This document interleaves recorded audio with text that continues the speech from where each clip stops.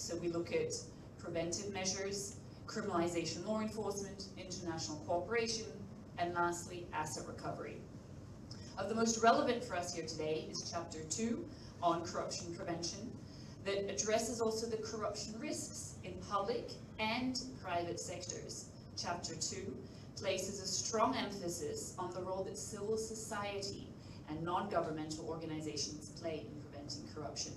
Article 9, as some of you will be familiar with, focuses specifically on public procurement and the management of public finances, with a recognition that public procurement processes may be vulnerable, of course, to corruption.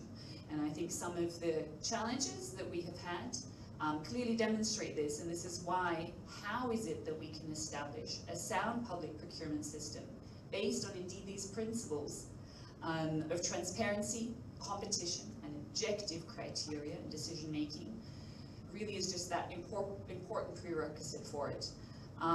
The 5 sessions today, as have been highlighted by Pushman, will really allow us to look at the aims and the objectives of Article 9 and how it is that Malaysia could strive to achieve it in the best way possible. We really do have a fantastic lineup today, and thrilled to be here in the room, thrilled to be a learner also here in the room, and wish to thank all of you for your time. I know it's not always easy in your busy schedules, but I think the fact that seats are full is a great sign that this is such an important topic, and we'll have a few more colleagues joining us throughout the day. But really wishing you a fruitful day and one of mutual learning. Please get to know each other, ask questions. This is an opportunity for us to learn together and try and help Malaysia as it's the procurement process. So thank you.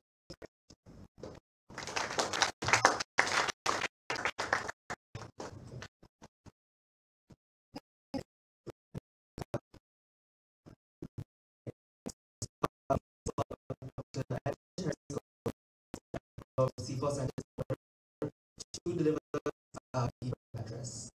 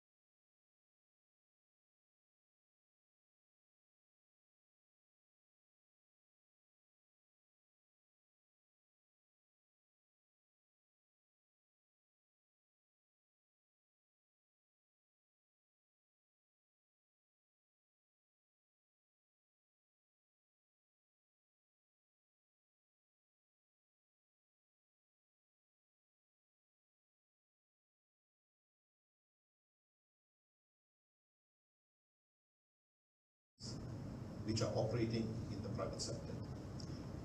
These are companies which are incorporated under the Companies Act.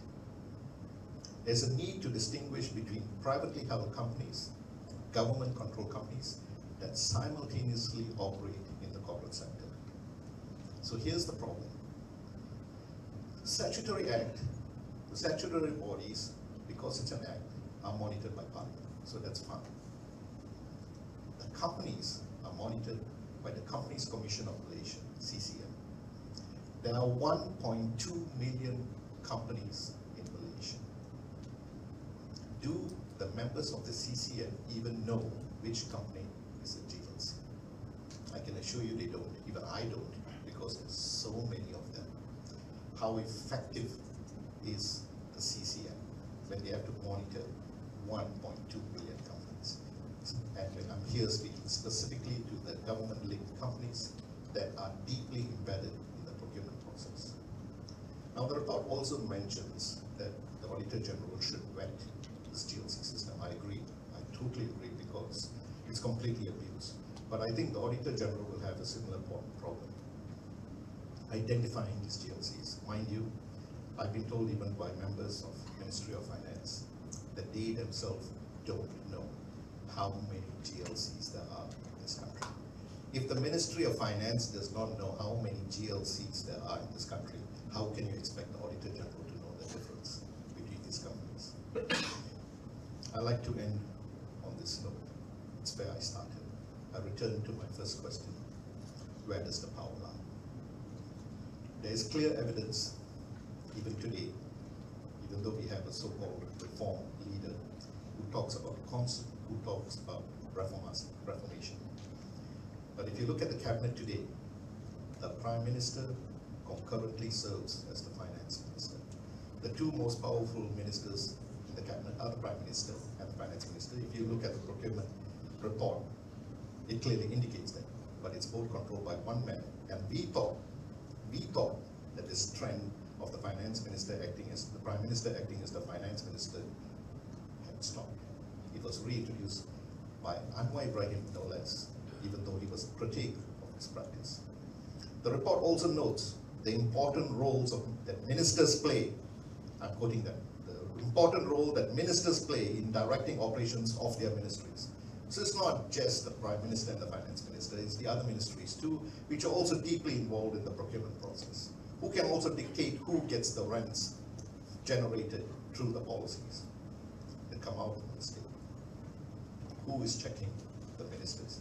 More so when the ministers have so much power, considering all these, with the bureaucrats subservient to them. That's the state. What of the private sector?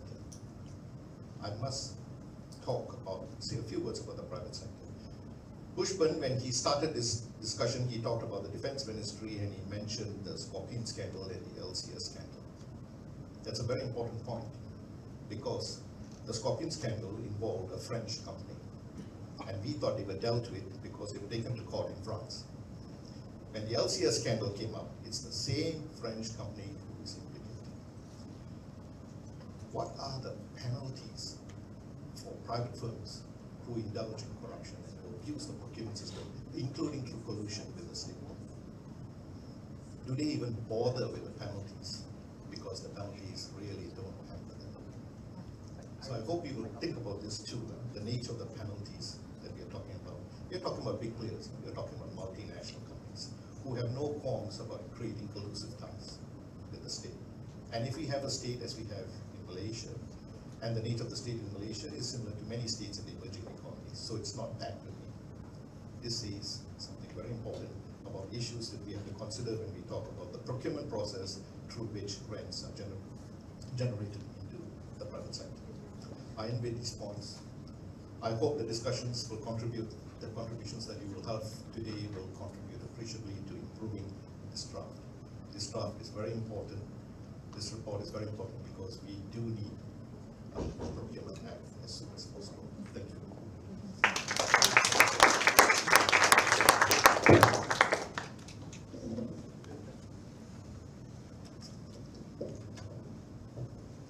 Yeah, okay, thank you, Dr. Terence. So I guess now we can begin with our forum proper, with the first session.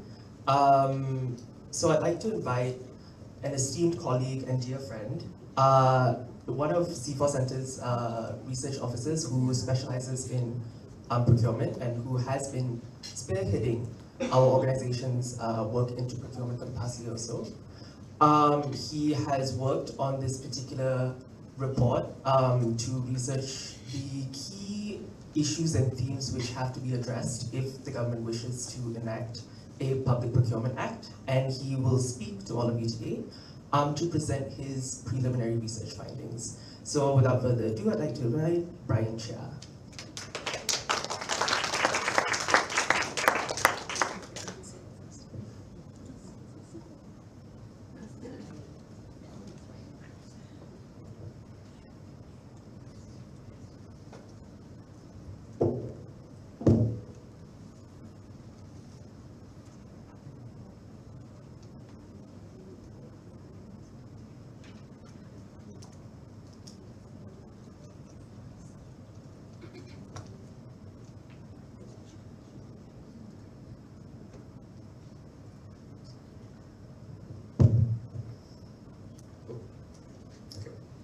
Hi, good morning everyone. My name is Brian. I'm the research officer at C4 Centre on procurement issues. Thank you so much for joining us here and going through my research with me. I'm the person who authored this report. So let's just get into it, right? So like we have said previously, this report is a draft. But for the purposes of today's discussion, if you would like to access the draft report, you can find it here, bit.ly/C4_procurement. So this is an embargoed copy of the report, so we do ask that you do not share it until the final report has come out. So just take a moment for you to get the link if you want to view it, bit.ly/C4_procurement.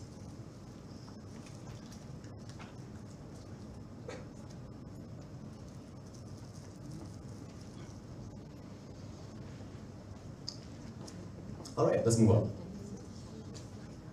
So, let's just get into the background first. Let's assess why we need a Procurement Act. So, as we all know, procurement in Malaysia is one of the biggest avenues for corruption. The entire operation lacks transparency from top to bottom. There are too many avenues for leakages and abuse, and this is corroborated by the Auditor General's reports every single year. And there is little accountability for flawed procurements. Over the last few administrations, there have been multiple promises to enact the Procurement Act to address procurement's many issues, but none of them have come into fruition, as you have seen. But Prime Minister Anwar Ibrahim has stated that there would be a Procurement Act which would be tabled by the end of 2023. Hence, this report is anticipating some of the issues that would come up and need to be addressed ahead of the drafting of the bill. So, what do we expect from you today? And we have, in this report, we have identified 5 key areas that need to be addressed. The areas and issues discussed here cover a very wide area, but are non-exhaustive. So each area has a set of recommendations that may be addressed in the Procurement Act or by procurement reform as a whole. And we hope that everybody here today can contribute to the discussions raised in this report. And if you think that there are discussions that are not touched on in this report that you think are relevant, we hope that you will take that down as well and carry that forward into our subsequent discussion sessions after this. Right. So the first issue that we are covering is ministerial power. How powerful are ministers exactly in controlling government procurement? So baseline, this is the policy of how ministers control financial authorities. So financial authorities at the federal level are vested with the Minister of Finance and with the Chief Minister at state level. Additionally, the Government Contracts Act 1949 empowers ministers to enter into contracts on behalf of the government.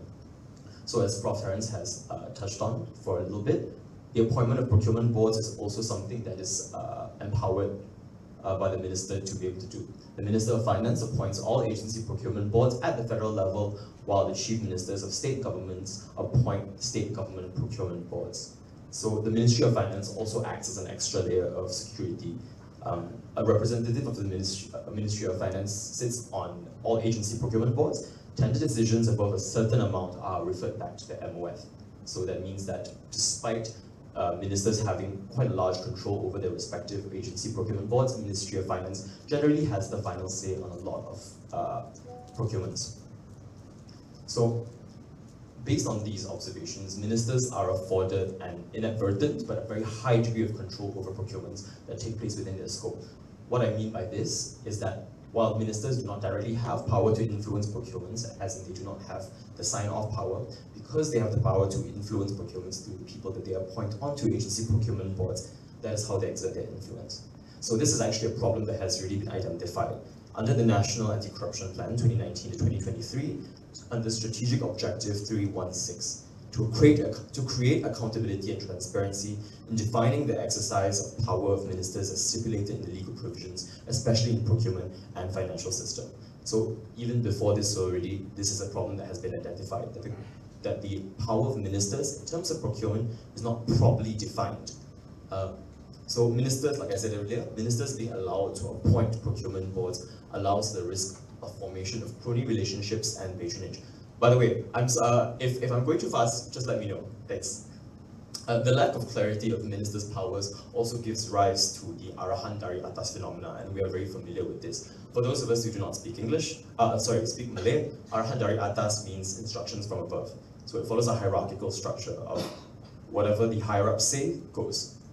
The Minister of Finance has, in particular, decision-making powers of procurements across all ministries, because like I said earlier, there is a representative of the Ministry of Finance who sits on all agency procurement boards. Hence, we've really established that the financial authority for each ministry rests with the minister. Hence, the Minister of Finance has control over almost every single procurement across all agencies and ministries. So this puts the Minister of Finance in a specific and very powerful position, as they have financial authority that is very, very wide-ranging. So, also, Terence has mentioned earlier, as covered in this report, we talked about government-linked companies a bit. So, we have to address procurement within the context of ministers' relationships to GLCs as well. GLCs are often used in the procurement process. And many GLCs, as well as statutory bodies, are under the control of ministries. So if you think about GLCs or statutory bodies that have links to procurement, we think about Pharmaniaga, especially the one that we all know, who was in charge of procuring the Sinovac vaccines during the COVID-19 pandemic. So this places the ministers governing these ministries to be able to exert their influence over these companies under their purview. It places them in an advantageous position to engage in rent-seeking behaviors and patronage politics. And this is further exacerbated because the lack of laws that prevent politics and politicians from engaging in businesses, and also the lack of an adequate asset declaration framework could potentially open the door to nepotism and the exploitation of family ties to gain government contracts. Just to make it clear, we're not saying that this definitely happens and we're not naming specific individuals, but rather the risk is there and the risk is great. So this is just for visualization purposes. I'm sure you can't read a lot of the companies on that, but this is an example of all the GLCs that are under the control or subsidiaries of the Ministry of Defense. So this is taken from Prof. Terrence's research as well. As you can see, Ministry of Defense has shares in many companies, especially Dorsett Holding Berhad, which is also controlled many companies as well. So the next example, this is even harder to read. These are companies that are indirectly or directly under the control of the Ministry of Finance.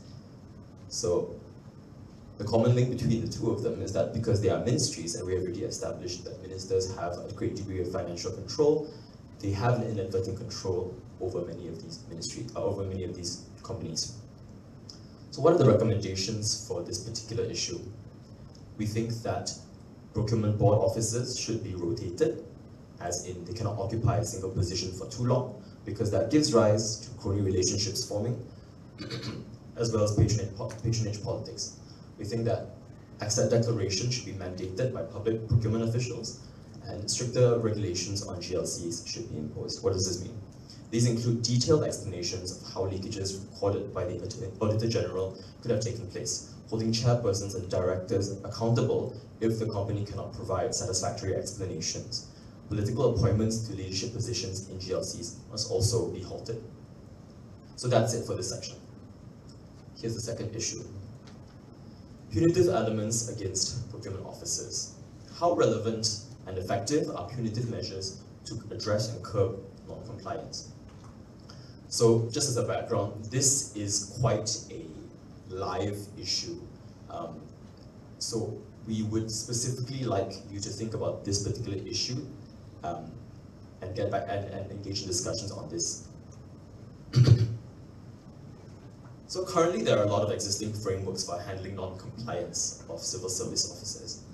One, they can be disciplined under the Public Services Commission. It provides guidelines for how public service officers should act and provides for the creation of disciplinary boards, and it sets out guidelines for the violations of codes of conduct and the consequences thereof. Secondly, there's also the Malaysian Anti-Corruption Commission, Anti-Corruption Commission Act, and it lays out the criminal offences associated with abuse of power, taking and receiving of bribes, and the penalties that these offences carry, including fines and imprisonment. Thirdly, there's the Public Complaints Bureau.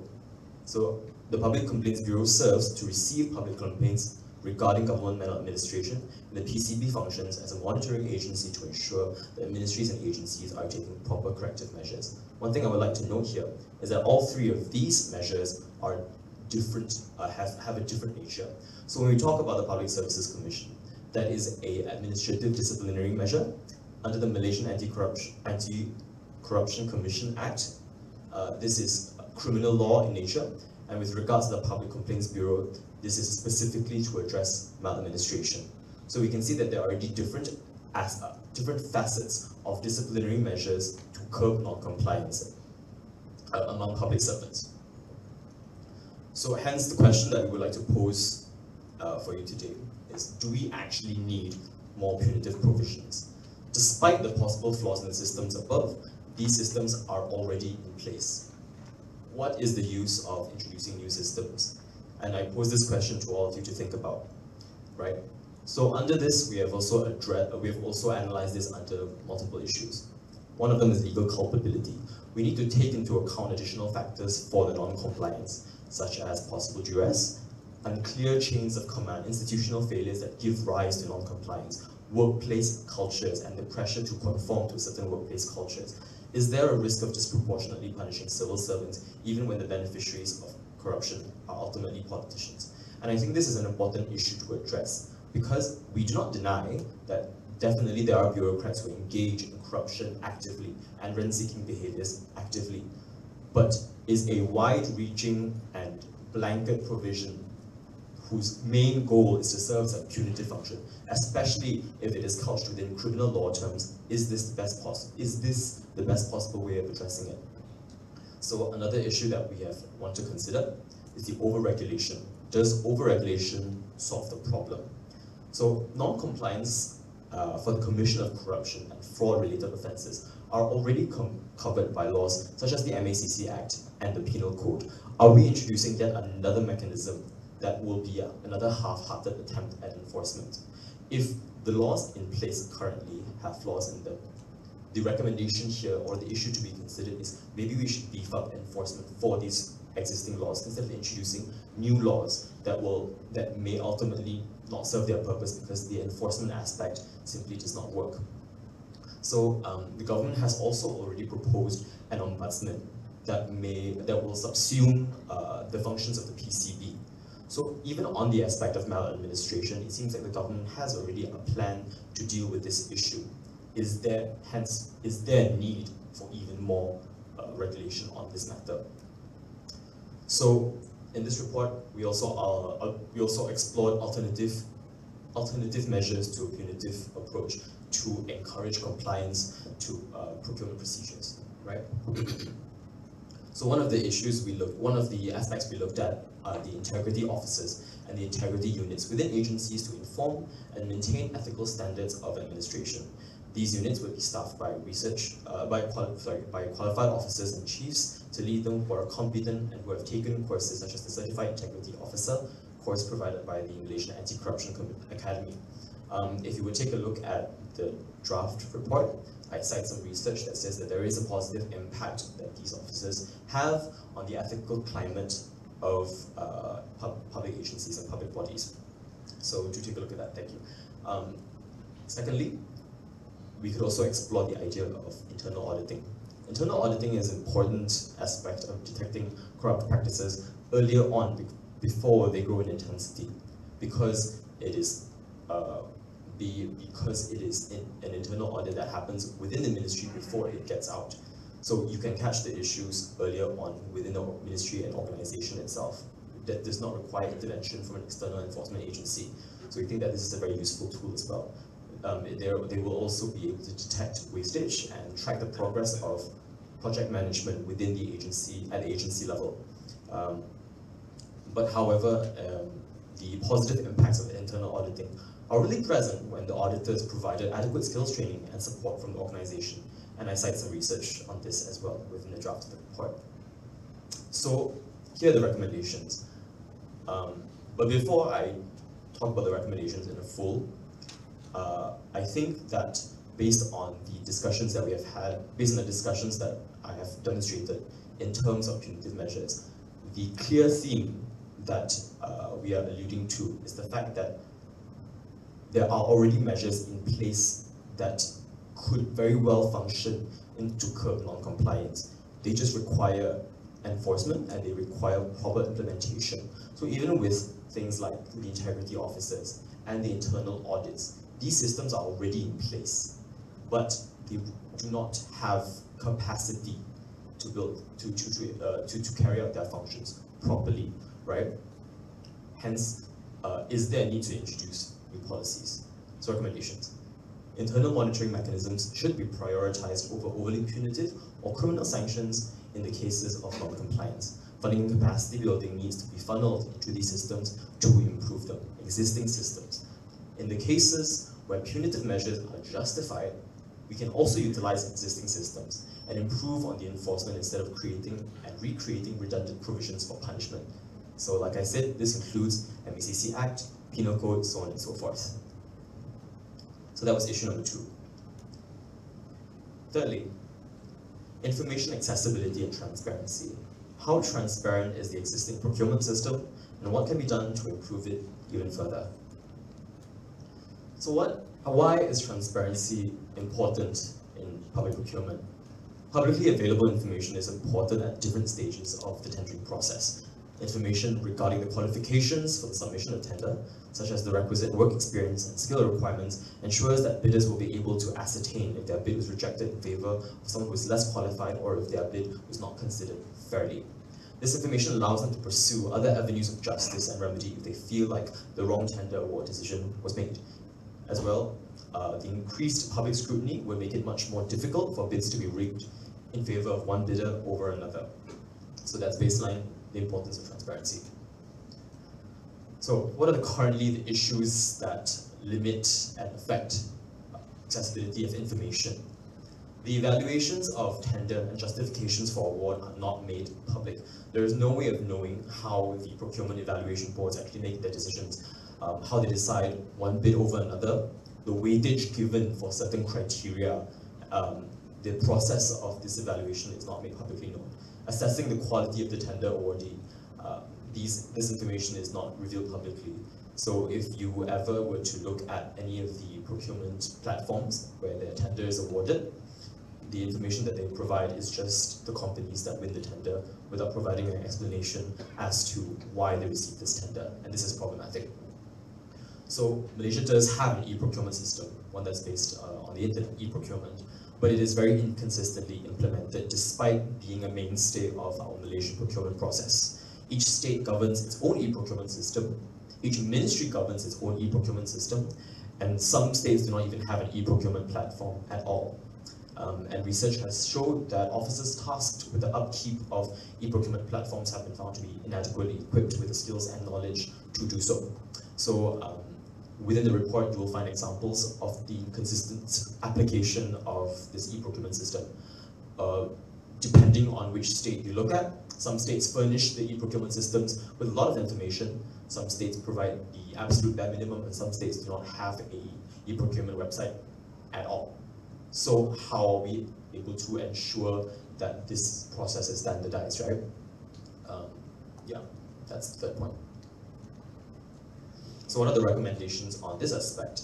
So procurement-related information at various stages of the procurement process must be published, and the disclosure of such information must be standardized. This means that across all e-procurement platforms, across all ministries, across all state governments, there has to be a baseline fulfillment of information that is disclosed. So what this means is that at the pre-tendering process, this means qualifications for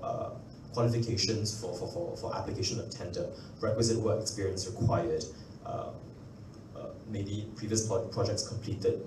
So at post-tendering process, this also includes justifications for award of tender. So this sort of information must be publicly disclosed across all ministries and all state governments. So one other thing that plagues the e-procurement system is that the platforms are terrible to use.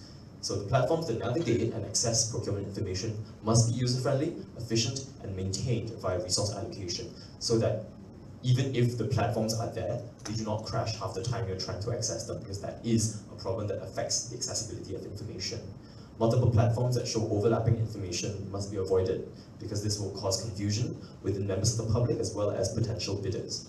A single dashboard that collates information from multiple agencies and ministries may be implemented. So just for some bit of background information, this particular recommendation of a single dashboard was actually collected from a procurement consultation session that C4 organized together with members of the private sector. And one of the big things that they said would be very helpful in terms of aiding their procurement applications was a unified platform in order to access procurement information. These platforms should also display information relevant to potential bidders, such as the progress of evaluation and the justifications for acceptance or rejection. I think this allows aggrieved bidders an idea of why their procurement, why their application for tender bids was rejected, creating just more transparency in the system and allowing them to pursue recourse if they disagree with the outcome. So the fourth issue that we've identified is grievance and remedy procedures. What avenues do tenderers have in order to seek justice for flawed procurements? So grievance and review. The importance of a grievance and review system within public procurement is that even the most well-crafted administrative systems result in inevitable mistakes and mismanagements. Strong grievance and remedy procedures are there to uphold fairness and meritocracy and faith in the system and provide an avenue for redress. It would be unjust to allow a tender contract to continue even if it was awarded in violation of procedure. But I think this may not reflect everyone's sentiments. So there is a lot of precedent in order to, there's a lot of international legal precedent to establish grievance and review procedures. So the UNCAC covers it, the UNCITRAL model on public procurement, as well as the CPTPP prescribe the need for an oversight body to provide legal recourse and remedies on this matter. So what is our existing procurement remedy system? The current system is actually quite lacking, as there are no clear guidelines for aggrieved tenderers to pursue in order to seek a remedy. As previously mentioned, the existing avenues of complaint, such as the PCB and the MACC, are able to take complaints, but they are not fit for bidders who want to challenge a tender award based on merit or if they are seeking damages, because the MACC approaches it from a criminal law perspective, and the PCB only assesses it, and the PCB only serves as a monitoring function. Yes, and neither of these bodies can actually compel the Treasury to reverse a tender award decision. Yeah. So another possible existing avenue to find legal recourse is through judicial review. And this entire section was actually furnished by the research of Professor Rohana, who has very kindly agreed to be here today. 'Yes. So she has written, she's written extensively on this issue. She's written extensively on the issue. And this is a So judicial review is concerned with ensuring those who exercise public power stay within the limits of that power, and ensuring that those who exercise this power do not go out of it, right? And how the recourse functions. So this area of law is still very much underdeveloped. Judicial reviews also do not function to review the merits of a decision only when legal errors have been made. It is also not an avenue made available to all because of the time and cost involved. The remedies themselves seem quite limited, although an injunction as an interim measure may be granted to a bidder bringing a public law challenge to a procurement decision. But aside from this, it does not seem that there are many other avenues for aggrieved tenderers to actually gain some sort of meaningful recourse. There is little precedent that demonstrates this. So what are the recommendations we're making here? The Procurement Act should codify procedures for starting agreements and review process for tender awards with specific criteria and guidelines. However, there should also be a mechanism for referring these claims back to ministries to prevent excessive backlogs and delays. Of course, one of the main problems that plague a fully judicial system is that it is a slow one. So there should be a counterbalance for reviewing grievance systems back into the ministries to prevent just delays as well as vexatious claims. We also propose the establishment of an independent public procurement tribunal that deals with tender awards, staffed with qualified professionals in the area of procurement. They would be empowered to also nullify contracts found to be made as a result of non-compliance or based on flawed evaluation of merits. So this is not something that Malaysia has currently, but there is precedent in terms of international application, as other countries have an independent procurement review board that has the ability to completely nullify contracts. So we are suggesting that this system should also be adopted within the Malaysian context. Finally, the last issue, thank you for bearing with me. The last issue is defense procurement. What are the specific vulnerabilities of defense procurement and how can it be reformed? So what exactly is defense procurement? Defense procurement can be defined as the methods in which the field of defense acquires goods or services for its operations. But for the purposes of this report, we are referring specifically to procurement directly linked to combat security. So what this means is the acquisition of arms, the acquisition of armored vehicles, so on and so forth. Basically, very much related to combat, yes. Defense procurement is even more vulnerable to corruption than most other forms of procurement because of a general acceptance of the notions of national security as a valid justification against the enforcement of greater transparency.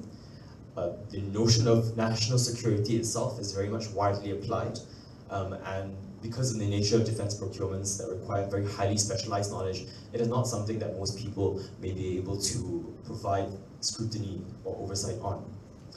Many of our largest scandals, in fact, involve defense procurement, as mentioned earlier, such as Scorpion and LCS. These have to do specifically with acquiring arms and vehicles for the purposes of national defense, so to speak. So defense procurement in Malaysia. Defense procurement is headed by the Ministry of Defense. Like we said earlier, ministries handle all their own procurement. It has its own e-procurement portal that publishes tender notices. One thing interesting I noted was that when I was looking into the e-procurement portals for defense procurement, for the Ministry of Defense, many of them didn't even publish the procurement contract value. So you had to make a further inquiry into it before they even disclosed the amount of the contract amount, which I thought was very interesting. Even though the Ministry of Defense claims that they adhere to Treasury guidelines, and on their website you can find their procurement policies, they say that they carry out direct purchases of only up to 50,000 ringgit. This is very much far from the truth. Transparency International's figures show that less than a third of procurement is done through open competition, with the rest conducted through single sourcing due to the abuse of national security exemptions, quoted from them directly. So, just some additional facts and figures. Malaysian defense procurement remains very much alive and thriving. The government under Prime Minister Anwar Ibrahim increased the initial defense budget allocation in February of 2023 by 10% as compared to 2022, and included a 26% increase in funding for military maintenance and procurement. in May of 2023, the Ministry of Defence finalised a total of 43 contracts worth 10.128 billion at the Langkawi International Maritime and Aerospace Exhibition 2023, which I find very interesting because Anwar Ibrahim has long criticised the defence procurement process as being very flawed and requiring reform, and yet these contracts are still being signed. So there have been some efforts to improve defence procurement and defence policy as a whole. So back in 2020, very shortly before the fall of the previous Pakatan Harapan government, the Ministry of Defence released a white paper, A Secure, Sovereign and Prosperous Malaysia. It basically summed up the government's comprehensive plan to overhaul and improve Malaysia's defence policy. Whilst not many tangible policy decisions were made in the way of improving good governance in the defence sector and in defence procurement specifically, the white paper remains quite a useful tool for guiding principles on how to structure reform efforts in these areas. Notably, the white paper specifically names and supports the role of the Parliamentary Special Select Committee on Defence and Home Affairs as an oversight body, which will be covered a little more in the recommendation section. So one of the key issues we wanted to address was the tension between national security and transparency. So I think Malaysians were all very familiar. Historically, national security is familiar to us, being used as an excuse to clamp down on our civil liberties, i.e. the Official Secrets Act and the Sedition Act. However, there is no denying that national security issues exist. We are not denying that there is no need for national security considerations. Explicitly, China's encroachment into the South China Sea has become a problem, as well as the repeated attacks by moral pirates from Mindanao. So there is a requirement to beef up our borders and equip our armed forces to counter these threats. But the fact remains that national security within the context of procurement still remains a term that is defined by the executive, because they have control over procurement and they have a say of what procurements fall within the ambit of national security in order to escape transparency measures and transparency guidelines. So the tension here is that there is a general assumption that is parroted by many people in the Ministry of Defence that says that they cannot increase transparency as it will pose a greater risk to our national security.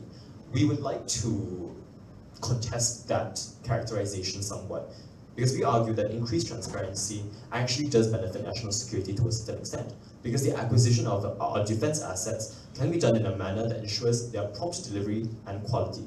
If we look at the sort of scandals that we've had, they have operated behind a very opaque cloud of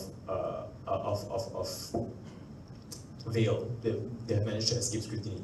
But the delivery of those assets was basically not delivered. We've sunk 6 billion ringgit into the LCS project, not to see a single ship. So the excuse of blocking transparency in order to protect our national security doesn't even make sense within our context, because we're not getting the assets that we're supposed to be getting to improve our national security. So here are the recommendations on this aspect. Defence procurement should be placed under parliamentary oversight. This is consistent with the Defence White Paper that says that they would be placed under the authority of the Parliamentary Special Select Committee on Defence and Home Affairs. However, while it is understandable that due to the sensitive nature of national security considerations, it cannot fully be transparent to the public. But however, the Parliamentary Special Select Committee can be equipped to review reports with cost-benefit analysis and market surveys submitted by the MOD to Parliament as well. And we think that this is, at the very least, a baseline that should be achieved. Aside from that, following in the footsteps of South Korea, who has a very good system on defence procurement, a special ombudsman office on defence procurement should be established, staffed with individuals experienced in this field to review defence procurements as well. So, on the last recommendation, the Procurement Act must lay out specific provisions to define the limits of national security as justification. So, no procurement projects can completely escape scrutiny whatsoever. Excuse me. And hence, the Procurement Act should be able to define within legal limits what national security means and how often it can be used to justify escaping transparency. With that, I end my presentation. Thank you so much for your attention, and I hope we have good discussion for the rest of the day. Thank you.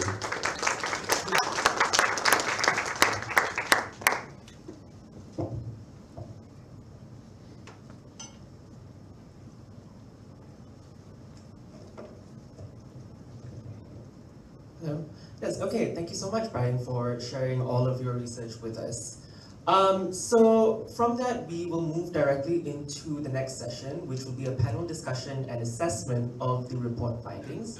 So first up, may I invite the moderator of the session, once again, Bushman Morigea. And may I shall introduce our panelists for this particular session. So first up, we have Encik Ahmad Fauzi bin Sumit from the head of Government Procurement Policy of the Government Procurement Division in the Ministry of Finance. Encik Fauzi has extensive experience in policy development, program management, and initiative implementation within the public delivery system environment with regards to public procurement and public finance. Currently at MOF, he is responsible for policy development and the formulation of rules and regulations for public procurement, as well as the decision-making process by the procurement boards and governance improvements in public procurement. May I invite Encik Fauzi? Oh, yes, thank you.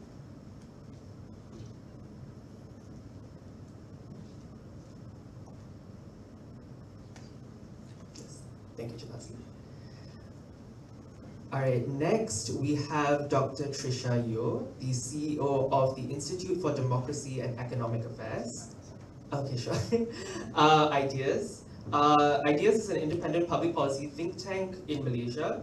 Dr. Trisha has her PhD from the School of Politics, History and International Relations at the University of Nottingham, Malaysia.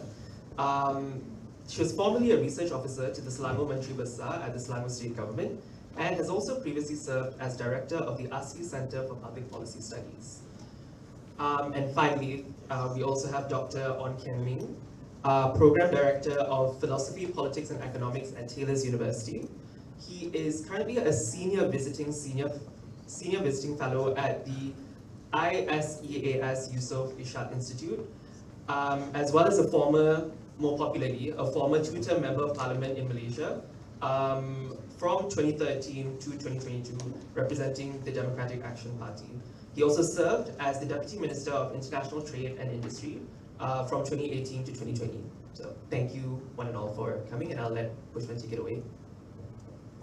Okay, thank you, Prasant. So let me just quickly explain the format a little bit. So what we're going to do now is where the panels will actually provide their insight, a bit of their take in terms of the report. I do apologize, the report was given a little bit late. Sorry for that. So, but basically they will give an insight and their opinion in terms of what the report is, and perhaps add a little bit more in terms of what they would like to see to be furnished or to be considered in the report as well. So maybe I can start with the government representative first, so they can give us an insight from the government's point of view. So I'd like to start with Mr. Fauzi to actually start the session for us. Is that okay, everybody? Yes. You're good? All right, thank you. Okay, thank you very much to Mr. Usman, our distinguished guests, ladies and gentlemen. Thank you for the C for inviting us, and it is indeed an honor for us, and also this is a good avenue as government currently very serious, and as you are well aware, last week during the meeting of last week, the government just announced on the 14th September 2023 during the Special Cabinet Committee on National Governance meeting, JKKTN. It was on September 14th. The main decision made by the government is about enacting the government procurement bill. So inside that, this is a long process actually, because when the current Prime Minister, during the budget tabling in February 2023, he mentioned that the government is serious and take a serious action to do enactment of the government procurement bill. Okay, so what is the content of that government procurement bill? It's about one thing, agreed in principle to the enactment of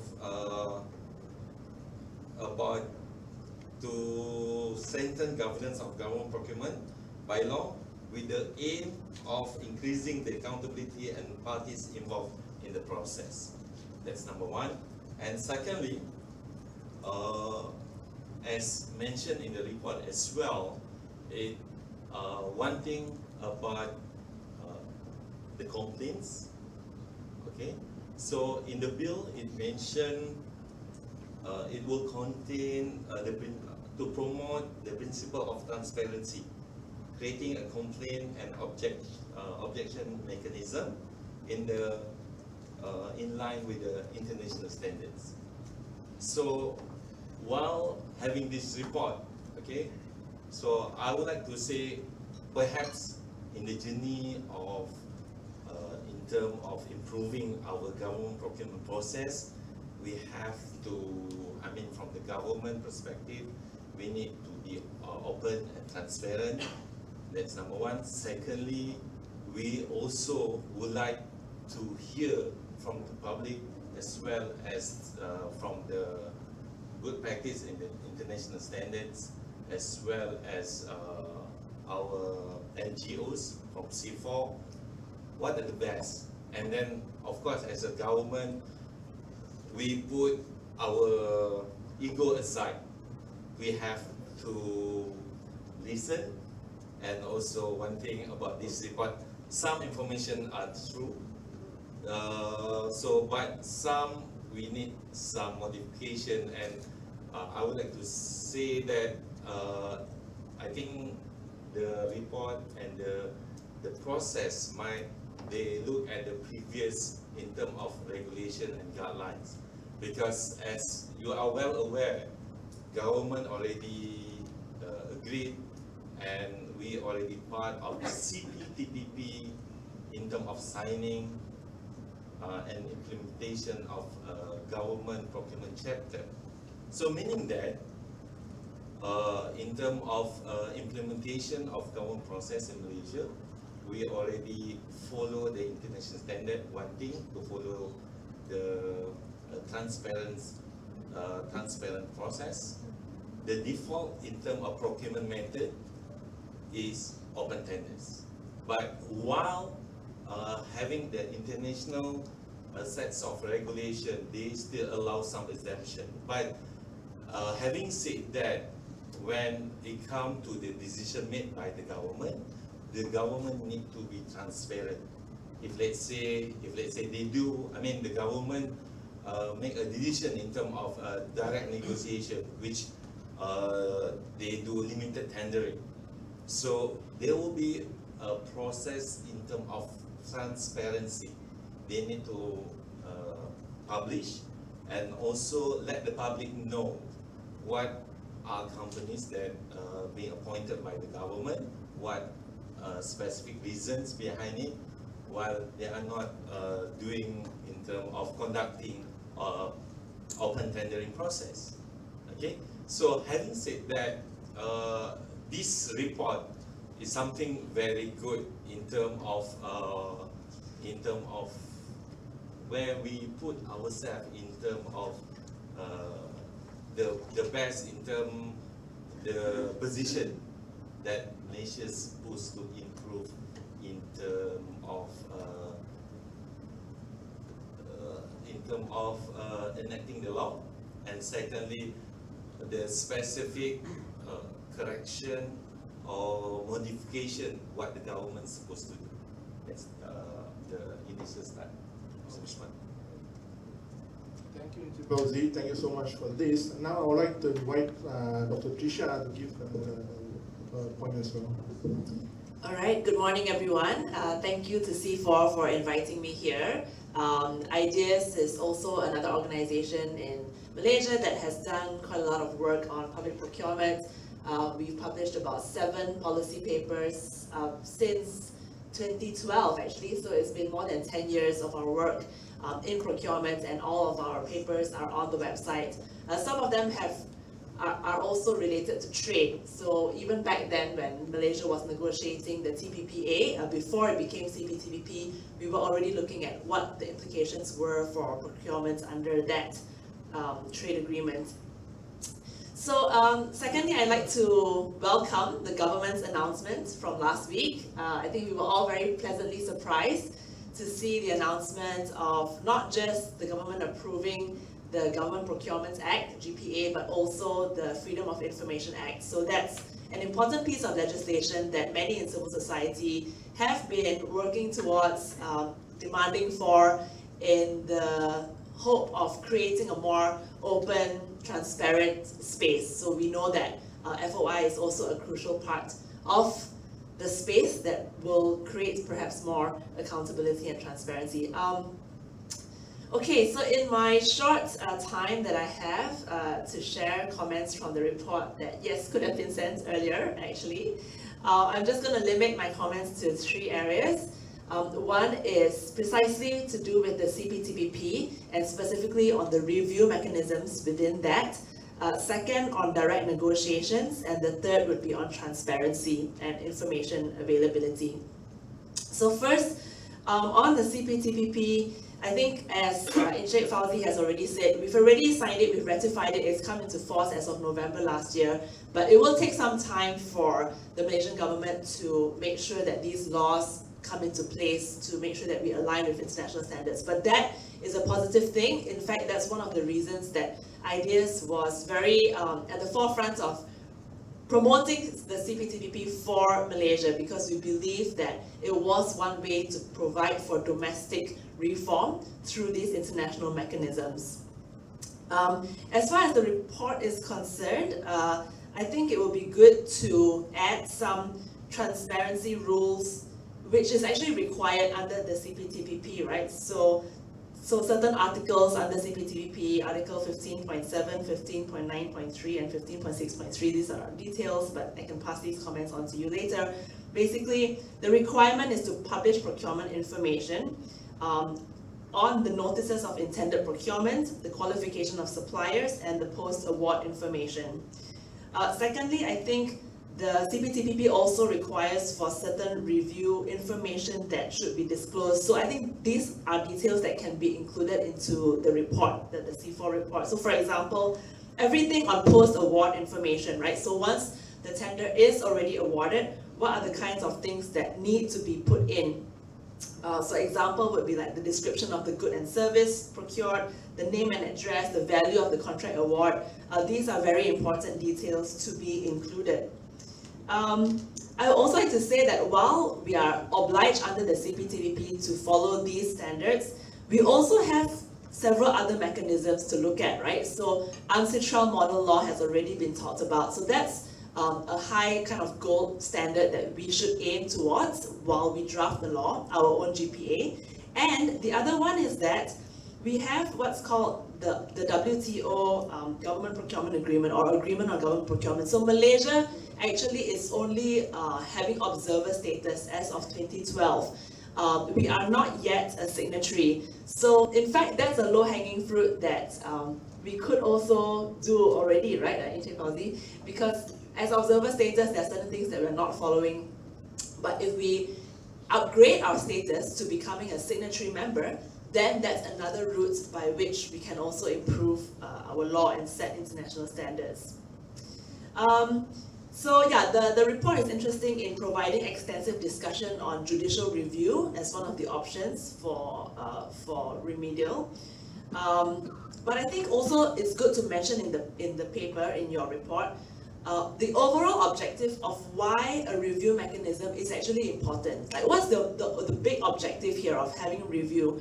So some of the examples that we would like to offer would be to encourage implementation of the rules, to enhance accountability of procurement officials and government agencies, to provide a forum for suppliers to air their complaints, and to protect integrity of the procurement system. So just giving an overall, aim as to why this review is actually so crucial when we talk about transparency, right?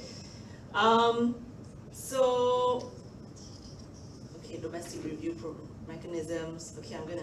There's quite a lot here, but I'll skip it. So my second main point to comment on is actually on direct negotiations, which I think Encik Fauzi mentioned as well. The report doesn't talk about direct negotiations or directly negotiated contracts. I think it only gives a quote but it doesn't actually go into what we would like to see as part of the new law. So again, direct negotiations currently in Malaysia are allowed for specific events such as urgency in the interest of the public, purpose of standardization, single source supply of services, when it involves security or strategy, as well as contract with Bumiputra manufacturing companies. So we have the Financial Procedure Act, and under section 6(1), there's a very vague section that actually allows the Minister of Finance to use discretionary action to carry out procurement activities. And this section does not mention anything on procurement, so this is why it always, just puts under this umbrella of financial affairs. And this, urgency in the interest of the public is also not clearly defined. This is something that should be clearly defined.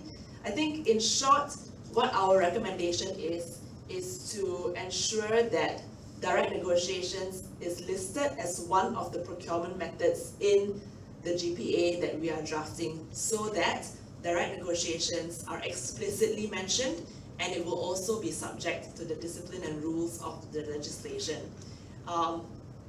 Just to give you an idea, we have my procurement website, but from 2013 to 2017, that's only the directly negotiated contracts that are published. So everything beyond that is actually not published on the website. In 2020, the PH administration did publish some, but there were only 101 direct negotiations, and even then, that's not under the My Procurement website. Okay, very quickly, the last point on transparency and disclosure of information. So I think the report covers this quite a lot. So it talks a lot about what kinds of information should be there.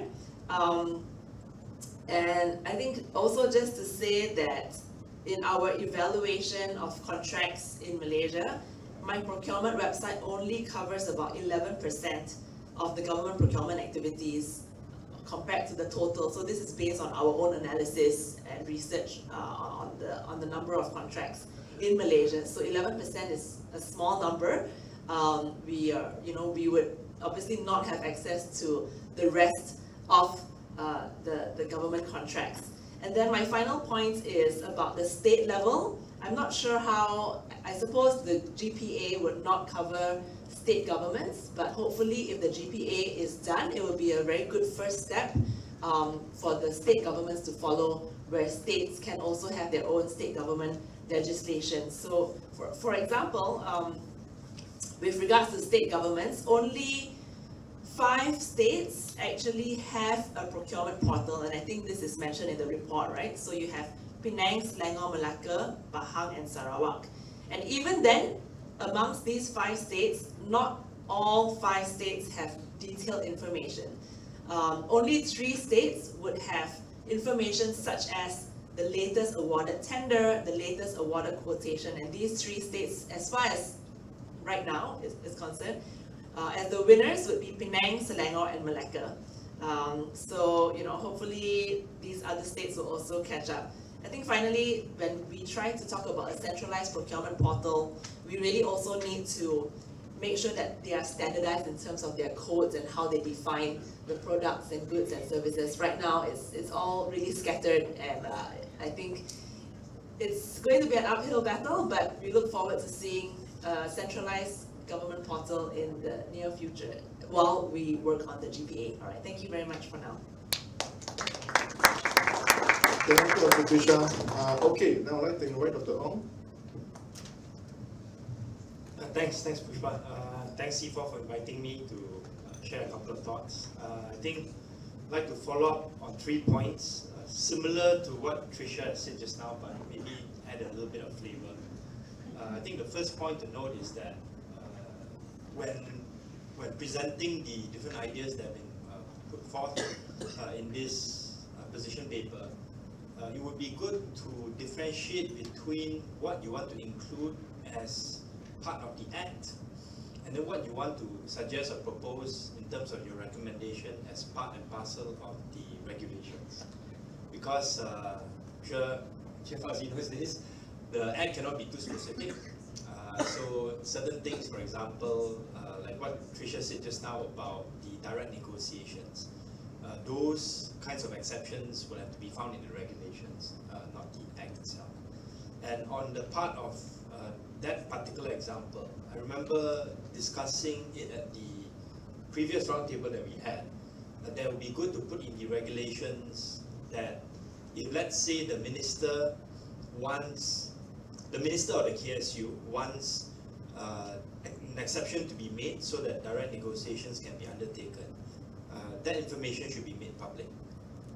And I think that would also put some pressure on the minister and the KSU with regards to what or why that kind of decision needs to be undertaken. So there are certain things, for example, that I'm familiar with where this kind of direct nego can happen in a very sort of like open way. So for example, whenever there are disasters, you can't wait for a 3-month tender to be issued before you go and fix the roads and attend to those emergency needs. So in those cases, the processes are actually quite well defined at the local, state and federal level with regards to direct negotiations for these emergency contracts. But for others, I was privy to particular discussion on the awards of certain marketing and sort of like public information contracts with regards to APEC 2020. That actually the ministry can plan ahead in advance. So let's say in those cases, if let's say you want an exception to be made in terms of direct nego, then these kinds of exceptions will stand out much more. So I think that's just one thing to put, in terms of the importance of not just the Act but also the regulations. The second point I want to make is with regards to the internal audit suggestion as well as the tribunal for public procurement. I want to raise this question in referring to the effectiveness of both these mechanisms. The reason why I want to bring this up is, in relation to one thing which Tricia and Ideas are very familiar with, which is even if, let's say, everything is done according to e-procurement and public procurement best practices, there are different cartels that are operating within the public procurement system. So it is quite common for these cartels to sort of like ask or get information from the various ministries, people who sit on the procurement board, on indicative pricing for these contracts. So the price to build a school maybe. So the indicative pricing would be, just for the sake of argument, 20 million ringgit, right? And then all the bids that go inside would be in the vicinity of 18 to 22 million ringgit. There's a formula that is followed for many of these bids. So the reason why I bring up the need for an audit, and it's not an internal audit, it is not a tribunal. There's actually a need for an external audit, whereby you get people who are familiar with these kinds of contracts, whether it's construction, IT, or others, to be able to periodically audit the value of these contracts. And the reason why I think the internal audit won't work is because sometimes there's no internal expertise. Sometimes the internal audit, the chairperson is the KSU, the Secretary General. So usually that doesn't go anywhere. I've experienced this myself when I was MET. And the tribunal only matters if, let's say, people complain about it. And if, let's say, everyone who puts in bids are part and parcel of the larger cartel, nobody will complain. So you actually need to have some sort of external force whereby these audits are done. Currently, it's not being done by the Auditor General. It's not highlighted in the Auditor General's report. And these are things which actually can save the government millions, if not billions of ringgit over the long term. So that's my second point, the need for an external audit. The third point is related to what Tricia talked about with regards to the CPTPP as well as the WTO Government Procurement Agreement. I agree with her 100% that this is a low-hanging fruit which the Ministry of Finance can actually very quickly adhere to in terms of changing our status from observer status to a signatory.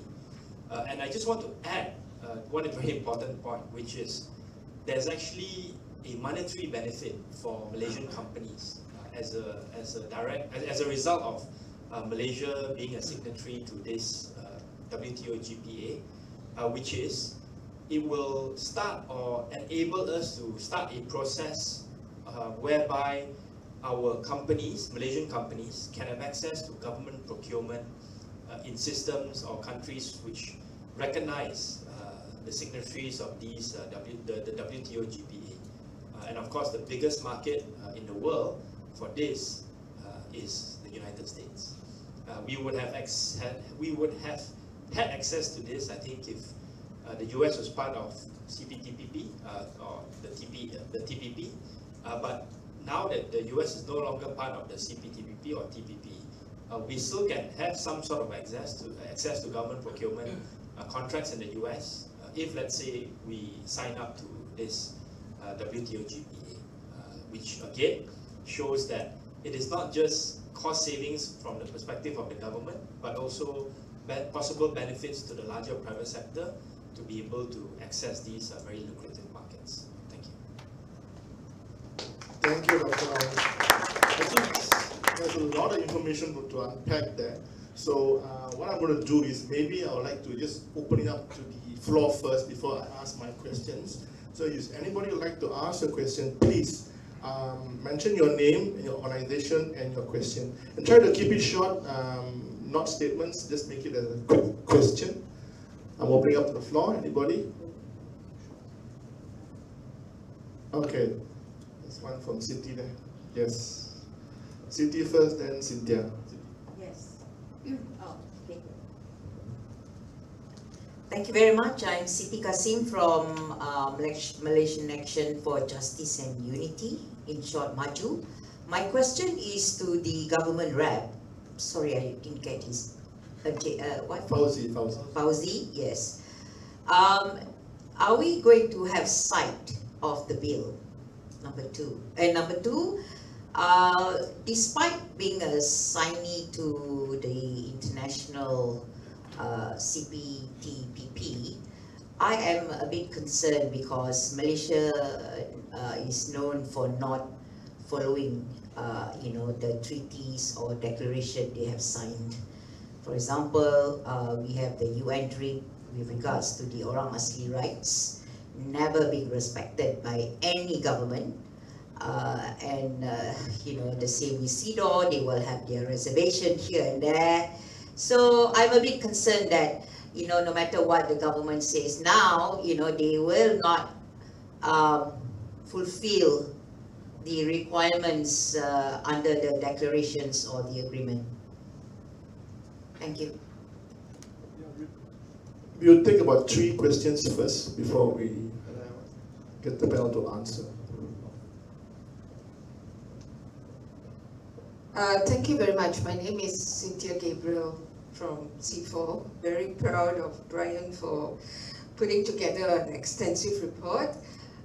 And thank you to the UNODC for also showing a lot of interest in this subject matter. I want to ask 2 questions. One is for the panelists to comment on requests for proposals, because that is another form of negotiated contracts, which I understand is quite a way to go for large infrastructure projects, etc. So does requests for proposals meet the criteria and the standards that we're talking about for good governance and good public procurement systems? The other issue is, the second question is about the role of private sector. It might not have been a focus of this report, but it is the second other essential partner on the other side that's bidding for contracts and so on. So I wanted to pose that question to our Ministry of Finance representative to talk about what measures are being put in place to also look at better corporate governance, anti-bribery policies, looking at how public procurement would be in their best interest for investments and businesses to continue to flourish in Malaysia. Thank you. Yeah, one more.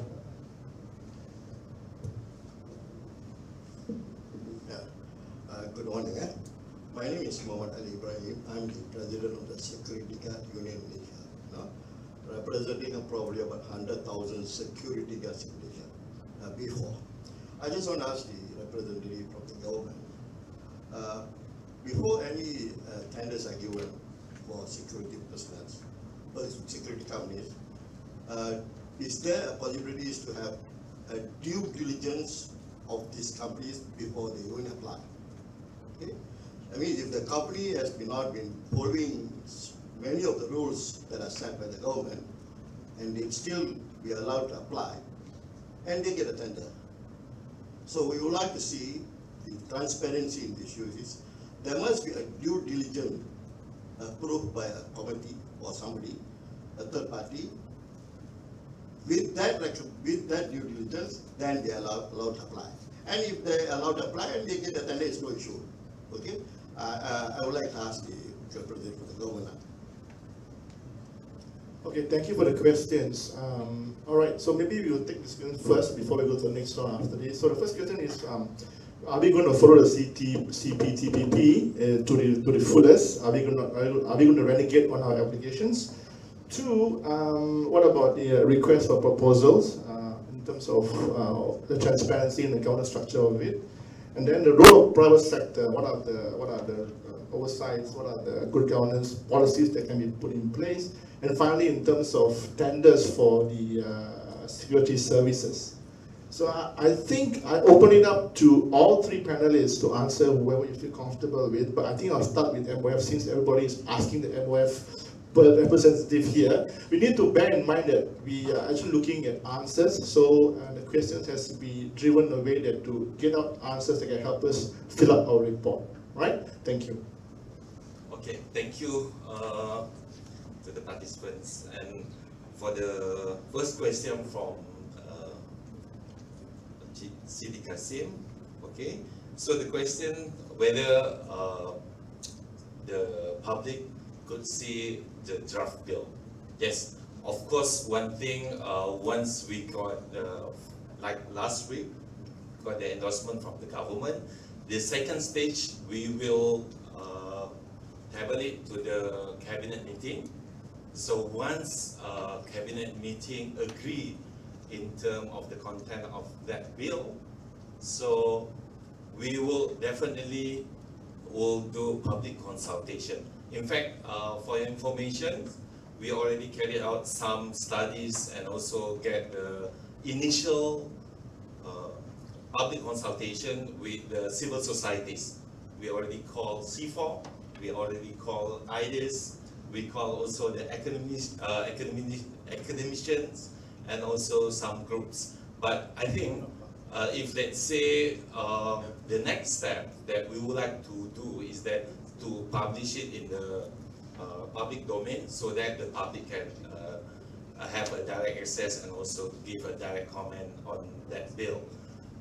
Okay, that's the first question. And the second question on the CPTPP, yes, you might have some reservation and how the government will follow the international treaties.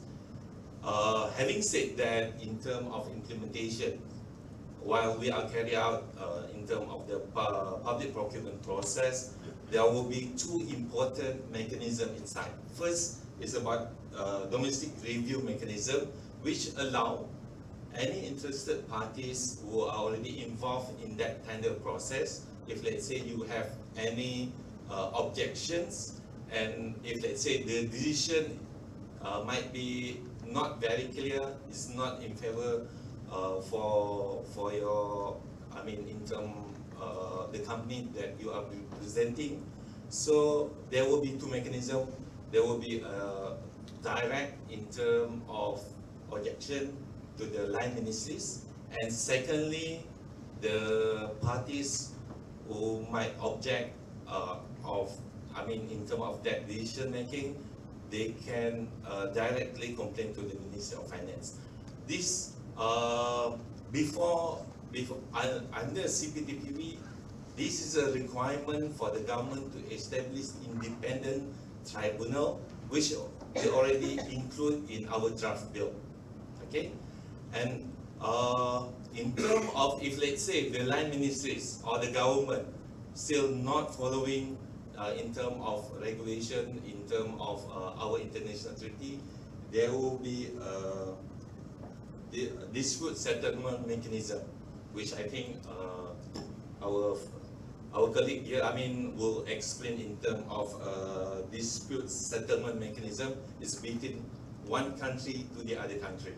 If let's say Malaysia not following that obligation under CPTPP, if let's say the grief parties come from, let's say from Australia, they might pursue through the SM.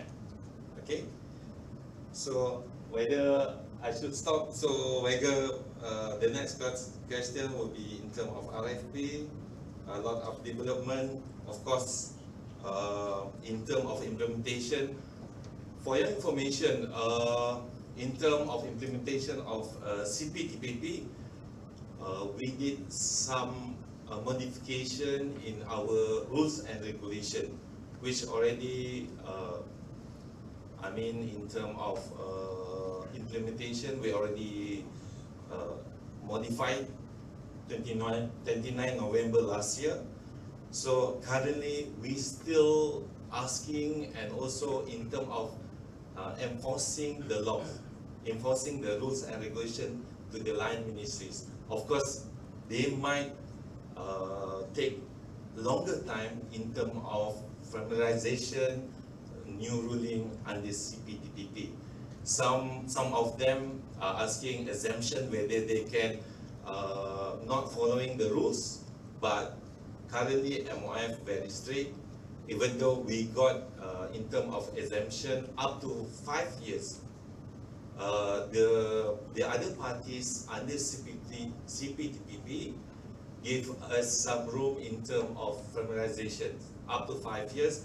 But in terms of implementation, Ministry of Finance very serious in terms of they should follow the rules and regulation outlined under new regulation which already put in our Treasury instruction as well as Treasury circulars.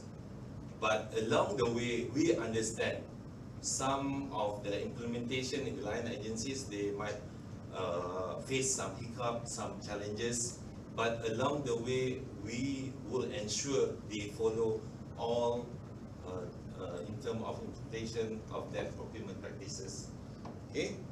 So the next question, the roles of the public sectors, private sectors in terms of looking of better good governance. One thing, as we appreciate in terms of the private sectors, if let's say the private sectors will involve in terms of like this, one thing you can have a direct comment to government as well as the parties in terms of, if let's say the line ministries or the agencies not following the rules, you may raise direct to the Minister of Finance. Okay. Then secondly, in terms of rule and regulation, we already put in our regulations that during early years, the line ministries, they need to prepare in terms of the procurement plans. Procurement plans, what are the details inside that? One is about the title of that procurement. Secondly, the details in terms of the goods and services will be carried out by the line ministries. And number three, in terms of the expected tender process will be carried out by the line ministries.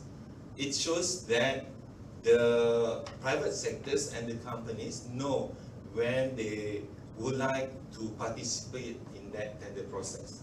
And the last question from Mr. Ali, the security, the president of the security services, we understand as the government would like to strike balance, one to be transparent and open, and secondly, Mr. Ali talked about in terms of due diligence and the experienced companies. As he mentioned, the association would like to see those experience will get the positive or have a better chance to get the contract. At the same time, as a government, we should well aware there is a group or new companies who just registered. As we need to strike balance in terms of to promote open competition as well as to choose the experienced companies.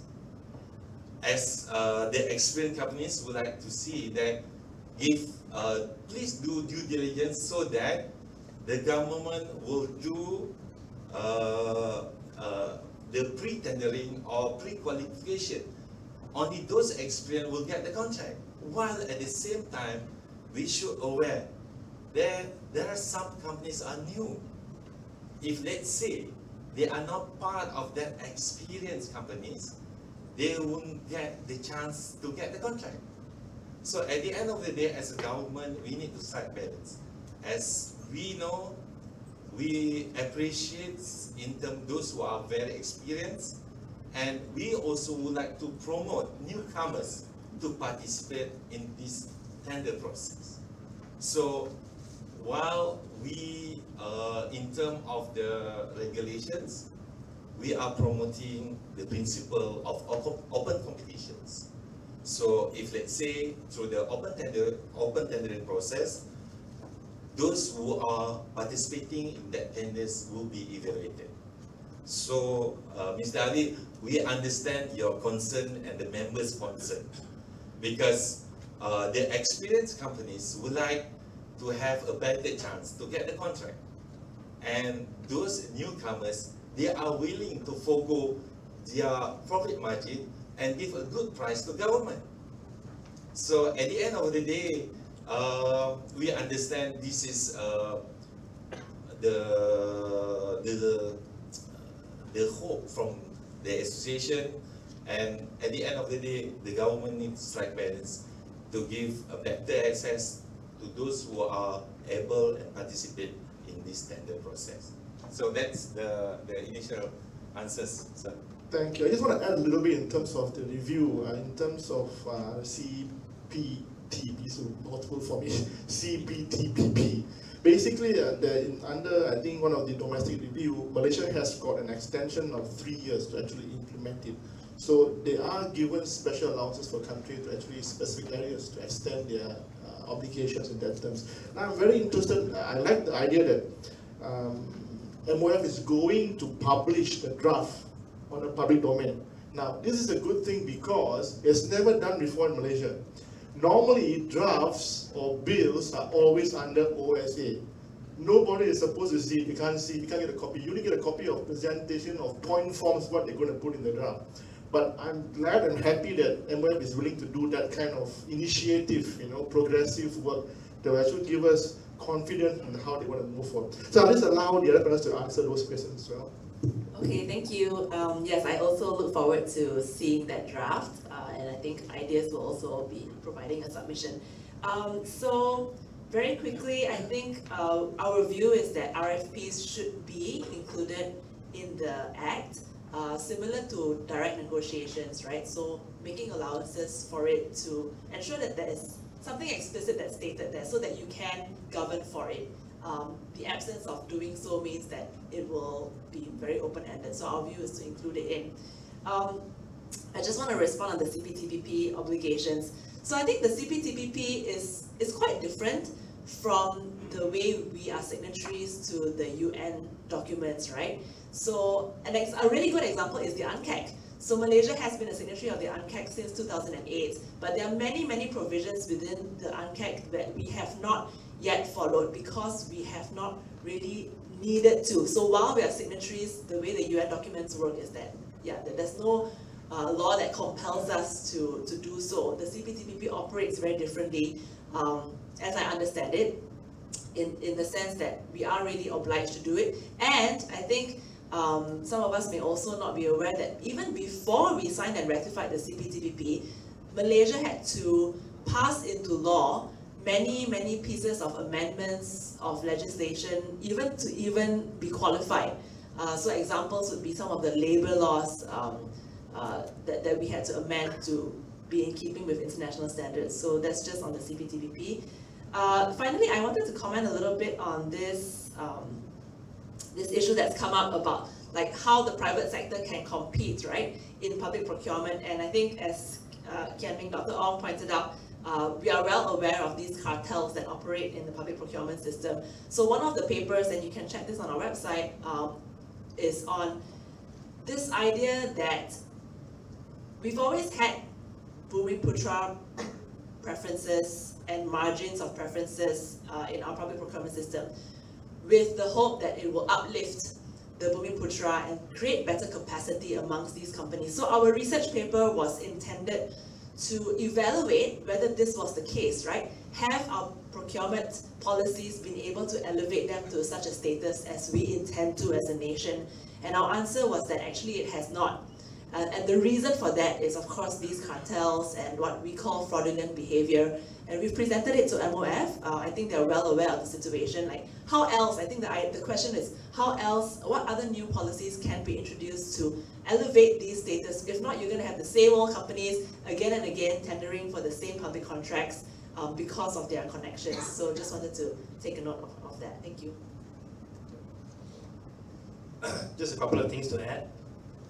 I think the point that Cynthia made about the RFP for large infra projects is a good one. I'm glad that Chief Fauzi has said that also will be included. I also want to highlight two other things. Maybe a little bit tricky to be included in the Government Procurement Act, but something to think about, which is the public-private partnership frameworks. So, it's been subject to some views in the past. I think this is something that needs to be paid attention to. Not to say that everything with regards to PPPs have not been good in the past. I think what we've learned over time is that whenever PPPs are being proposed, it's usually the private sector that has inordinate benefits, whereby the privatization, the gains are gains from a PPP is privatized, and if there are any losses, is socialized. I think, of course, I think the Ministry of Finance would not want to see these kinds of things happen. Of course, one of the things that we tried to do when Pakatan Harapan was in power after 2018 was shifting the unit Kerja Sama Awam Swasta, UKAS, from the PMO's office, PMO, to the Ministry of Finance. But subsequently, that unit has been shifted back to PMO, and there's a lot of avenues, I think, for PPP agreements that are not so transparent and not so fair to the government. The other one, of course, is regards to the MOF Inc. companies. I'm not sure to what extent will they be included under this ambit of the Government Procurement Act. There are pros and cons, to MOF Inc. companies being under the same kind of process as the government, because some MOF Inc. companies that are more like private sector companies, they may require certain different levels of flexibility. So I think this is a discussion that needs to be had. The other thing is with regards to the issue of better governance on the part of the private sector. I think this is where perhaps not just MOF, but the larger government ecosystem, with regard, including government agencies and entities such as the Security Commission as well as Bursa, can work together using ESG compliance and better governance standards to encourage better reporting structures with regards to these kinds of procurement processes. Thanks. Okay, thank you. Another round of questions we have. One from Professor, then Stanley, then... So 4 questions this round, all right? You can use the mic on the table there. You can just press it. Yeah. Good morning, I'm Pablo Sainz from Paraguay. I have a question for Mr. Fauzi. Who's in charge of the negotiation for the national agreement regarding public procurement in Malaysia? Thank you, Joe. My name is Stanley. I'm from C4 Center. My question is for Fauzi. thanks a lot for your participation here today. I think you mentioned something very interesting when you were answering the question of the securities contract just now. You mentioned the issue about having the need to balance between supporting experienced companies and new companies as well. I think this is a part of the plan to build up, to draw small enterprises and support businesses, new businesses in the country. So I think that's a very important aspect of the procurement system. But my question is, what happens when these companies actually fail to meet the standards, or the contract goes wrong, they don't comply with the requirements, the project is not carried out properly? In your current review and the consultation that you're having in the new act, are you looking into, or what sort of punitive elements are you looking to install when this sort of situation arises? Because we have seen it year in, year out in the AG report, a lot of issues of non-compliance, contractors not meeting the standard that is required, but yet they are chosen over and over again by tender board committee for different projects. So what's the system going to be in place? You know, we can't continue to bleed millions, and we have seen in the LCS scandal as well. You know, a situation where we can't call off the project, or we can't continue the project because we have spent millions, and there seems no end in the sight of that particular project. So how do you address this in the new law, and what sort of system are you going to put in place? Yes, thank you. One more from Madam. Can you have a mic, somebody? Yeah.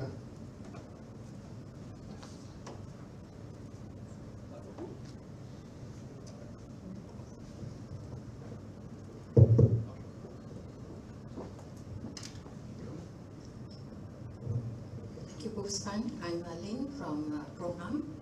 So following up from the companies, following up from apart from direct government procurement, there are many other companies which the government procure from, but not directly. For example, Bernas. So from 1994, you know, they have been given the monopoly of importing rice, and also to provide the price subsidy to the farmers. But these two objectives are completely in conflict. What they want is to maximize the import of rice and to profiteer from it, making billions out of it. And the part of the social responsibility of paying of giving price subsidy to farmers is something that does not give them maximum profit. So all these years, our objective of achieving rice self-sufficiency can never be achieved. Apart, of course, also because of very poor service delivery from all the government agencies, Department of Agriculture, TID, and so forth. They provide contracts for people to maintain the irrigation system, to do the paddy harvesting, and so forth. But quality is very poor. It is not timely, seeds are very poor quality, and so forth. So it is quite a small group of people who are supplying all these services, maybe 10 to 15 suppliers of seeds and all that. And also, you know, Bernas is kind of exploiting the farmers. They are deducting about up to 28% of the weight of paddy for moisture content and so forth. So apart from so many years of complaint, yet Bernas was given another 10 years of contract from 2021 to 2030. And NAFAS, also with all these many years of contract, suddenly they were given the monopoly of providing seeds to farmers. And until now, the seeds are extremely bad quality, and yet they increase the price of seeds to farmers. So, you know, although it is not direct procurement by the government, it is a kind of procurement for the government and for the country. So, you know, there are many other agencies like companies like this. And Rista, Felda, Felcra, everybody has subsidiaries doing all these things and using government funds and so forth, of course, Tabung Haji and all that. So how do we kind of include them, or in a way, you know, have a governance structure that can provide better governance? Thank you.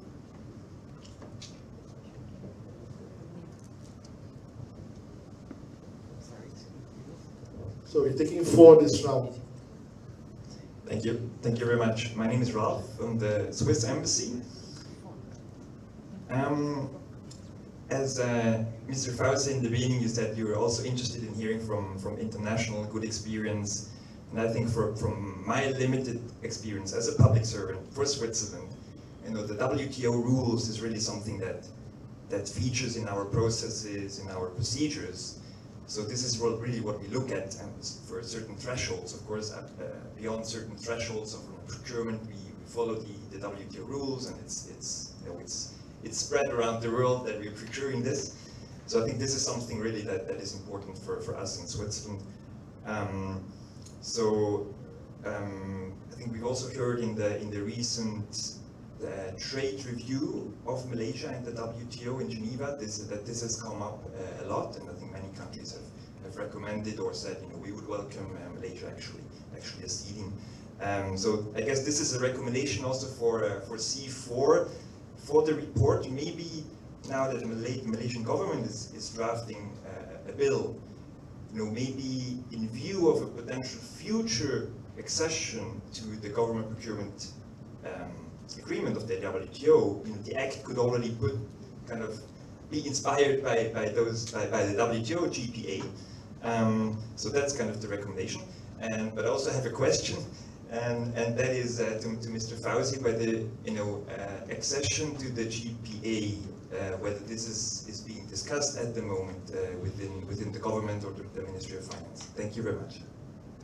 Thank you. Okay, I just want to add a little bit in terms of Stanley's question also, and also to Dr. Ali's question in terms of contracts for the security service. I think one of the issues we have to also bear in mind is that the problem of subcontracting, because in that particular industry, the phenomenon of what they call is Alibaba business, or the business of subcontracting, is very prevalent, where a person gets the contract and then they subcontract to somebody else. They only want to sit down there and just collect the money and then get somebody else to do the work. Then it goes down the line until the level of quality is so low and the profit is so small that the quality of service becomes really bad. So that is one of the contexts if you look at your question as well. So, Mr. Fauzi, again, you are the main person here. Okay. The first question comes from the gentleman who lead the negotiation for the ground procurement chapter under CPPP. Okay, actually, the lead negotiator for this specific chapter under government procurement chapter is Ministry of Finance, which under government procurement division. I used to be one of the negotiating team under GP chapter while we negotiating CPTPP before I moved to become the head of government procurement policy section. So basically, under government procurement division, Ministry of Finance, there is specific unit under government procurement division who will lead the negotiation under GP chapter. That's the first question. The second question from Mr. Stanley, you are asking about what the action taken by the government if they say the contractors or the companies not in terms of the implementations, they are doing substandard works. So the action taken by the registrar, normally the government will do blacklisting, okay? But having said that, as a registrar, we normally will do blacklisting based on the reports given by the line ministries. But normally the line ministries sort of not doing the report to the registrar. In terms of the registration for the supply and services is under Ministry of Finance, but for the works is under CIDB, Construction Industry Development Board. But while like Mr. Stanley mentioned, and I always mention to the line ministries, please furnish your report to the registrar so that the other line ministries, we can avoid appointing the same contractors or the same companies. So that's the process. Normally, like last year's, in terms of the blacklisting, more than 100 over companies. We did the blacklisting in the companies. Let me just quickly add, can I ask you in intertext trading, when you say blacklist companies, do you only blacklist the companies or the directors and shareholders as well? Okay. There is some process. Normally the first layer will be the blacklisting the companies. Second will be the directors as well. So that they cannot create a new companies, because we already put the specific, the ID number, or in Malaysia context, the IC's number, the identity card, so that they cannot establish a new company. Okay? So, okay, perhaps my colleague will explain in terms of BERNAS and the monopoly, because under previous government, maybe you want to say something about BERNAS? Well, I just to say that I don't think it's under MOF's purview. This is under the Ministry of Agriculture. But it's a fair question, right? Because the point is that these monopolies are given. So IDEAS has actually done some work on this. We published, I think, 2 policy papers on BERNAS, and precisely when the 2021 announcement was made of extending the BERNAS monopoly for an additional 10 years, we released a statement as well, stating that this was not positive. I think, yeah, maybe Kenmin can explain a little bit more on this extension and what can be done from a government's perspective, having been in government. But our view is definitely that in the long term, this is not sustainable. It's done in the name of food security, but as we know, these subsidies and the monopoly actually is counterproductive. In fact, when we compared in our research report, which is also on our website, the 2 locations where one paddy plantation had more subsidies or depended more on subsidies than the other, the one that had not had the subsidies actually performed better in terms of paddy output. So it was very clear that the subsidies actually are counterproductive. But I mean, the decision on the awarding of the monopoly for another 10 years, I think there's a lot of relationships within there that are very difficult to extricate. Yeah, but maybe we can. Yeah, so I think the larger point that Mihua is making is the issue not so much of government procurement, but how concessions are awarded. I think that's the more important point. Of course, we know that in the past, concessions may have been awarded under less than transparent circumstances. I am not quite sure whether the Government Procurement Act is the right place to address this. I think you probably need to have another act or another regulation coming probably from PMO, because this is under UCAS, right? So even though BERNAS is under the Ministry of Agriculture, the regulations and the signing off of that concession, I think would have to involve other ministries from a regulation rules standpoint. I think I can be a bit more honest here compared to compared to others, in the sense that what Krisha alluded to just now is something that we all know. When we were in opposition, it's very easy to criticize BERNAS and these other agencies for being monopolies. But once you're in there already, the system has a way of reaching out to you to lobby you, right? So these companies are very powerful in their own right. And I think also many policymakers inherently fear rocking the boat. Because if you want to get rid of BERNAS, then all the other stuff that BERNAS does provide to the smallholders in a positive way, like giving them emergency loans and stuff like that, which makes them actually more dependent on BERNAS, needs to be replaced by something else. Of course, there are also bad things in the sense that sometimes their productivity is suppressed. Sometimes they can sell at higher prices in the market when the market is good, but because of these concession agreements, they have no choice but to sell to BERNAS.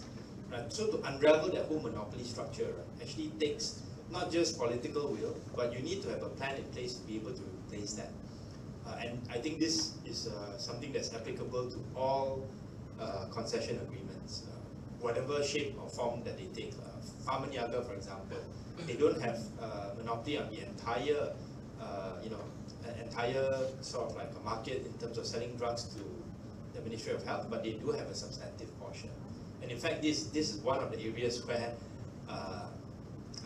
may affect the Malaysia being a signatory to the WTO GPA. But we've seen already that these kinds of contracts may not necessarily be good for the government in the long term, and this may be a good time to try to renegotiate some of this in a more substantive way, depending on when these concession agreements expire. Bernard's tough nut to crack because they've just been extended, and everyone here knows if you want to renege on these concession agreements, you have to pay some sort of compensation. So again, all this needs to be factored into play. Just one last thing, it's not just rice, not just the seeds, but also fertilizer. Sorry, I know time is running out, but I just want to comment, and hopefully the other panels can talk more about it. The point that Kenry raised actually is really important earlier on, that he talked about PPPs and SPVs and all these kinds of shapes of animals, of companies, right? I think, I'm not sure whether Encik Fauzi has a view on this, or maybe the later panels, but we have to talk about how the GPA addresses this or does not address it, right? Or at least, at the very least, maybe have a statement in the law that says which kinds of entities are subject to GPA and which ones are not. In the case of PPPs, obviously, there are very different variations of that, but perhaps one way of looking at it is maybe the percentage of public funds, like how much percentage of this SPV, or special purpose vehicle, which Malaysia loves to do, how much percentage of it comes from the public funds from a government point of view, and then they're subject to the GPA. Because if not, it's going to be really difficult. There'll be endless complaints about awards to even things like MRT, LRT, large infrastructure projects, which technically speaking the GPA wouldn't actually cover. That's what the public is mostly concerned about. Okay, we got just 1 minute for Fauzi to answer. The last one from Mr. Raf. So in terms of accession to the WTO GPA, as Dr. Ong and Dr. Tricia supported, in terms of government, we do continuous assessment, because we just carry out in terms of entry into 4 CPTPP last year. So in terms of the international treaty beside of CPTPP, of course the government will do cost-benefit analysis, as the line ministries, they just familiarize in terms of liberalizing government procurement to the other suppliers from foreign countries. So it will take some time, but definitely government will do continuous assessment in terms of accession to the WTO GPA. Okay, so just a quick response from Dr. Tricia. So in terms of the entities will be covered, for sure one thing, our proposal will be the federal government, the state government, as well as our proposal currently to the JLCs under federal and states, and also to the statutory bodies. But having said that, lots of challenges. Of course, they would like to control their territories, and in terms of government procurement fund, whether it's just on the budget allocation specifically prepared for the government or the JLCs, because some parties say JLCs or the companies, they are under Companies Act, so lots of some justification. But at the end of the day, we would like to have rules which we as a public who see the government can have better in terms of good governance, as well as transparency process in that procurement to those other entities listed. Thank you. Okay, we don't have time. Basically, I just want to reassure the government members. Basically, that civil society does play a role in helping to push for reform. So there are areas that you might want us to lend a voice, in order to give you a bit of lift up, the push for reforms. Please do extend your hand to us. We'll definitely support you in terms of good reforms for the country. Now we come to the end of this session. I'd like to thank Encik Fauzi, Dr. Ong, and Dr. Trisha for excellent discussion and a lot of input from all of them. And I hope that we can take this forward and see how it can improve our work. Thank you so much, everybody. Sorry, could the panelists and moderator please stay for a group picture really quickly? Thank you.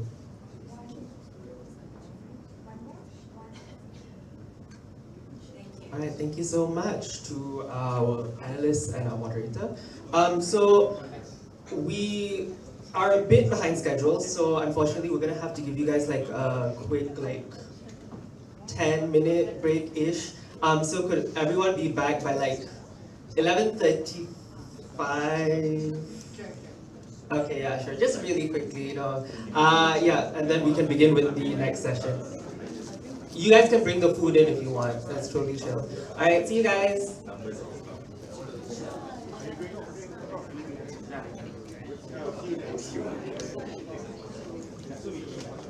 you.